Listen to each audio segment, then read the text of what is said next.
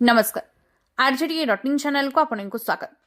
BJP पक्षर जनजाति गौरव दिवस पालित बिरसा मुंडा 150तम जन्म जयंती को रायगड़ा बीजेपी तरफ जनजाति गौरव दिवस भाव में पालन कर सिरिगुड़ा स्थित बीजेपी कार्यालय जनजाति मोर्चार जातीय साधारण संपादक कालीराम माझी पौराहित्य कार्यक्रम अनुष्ठित होता। कार्यक्रम में मान्यवर विद्यालय और गणशिक्षा और अनुसूचित जाति और जनजाति कल्याण मंत्री नित्यानंद गंड मुख्य अतिथि भाव में जोग बेले सम्मानित अतिथि भाव में नवरंगपुर विधायक गौरी माझी, कोटपाट विधायक रूपू भद्रा, मालकानगिरी विधायक नरसिंह माड़कामी उपस्थित रही।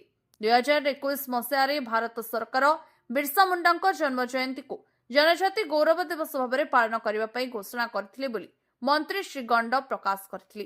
केवल बिरसा मुंडा नुहंती देशर स्वाधीन देवाई जो जनजातिर योद्धा माने निज जीवन को जलांजलि देइथिले सेमानंक पाई मध्ये ई जनजाति गौरव दिवस उत्सर्ग बोली मंत्री प्रकाश करथिले।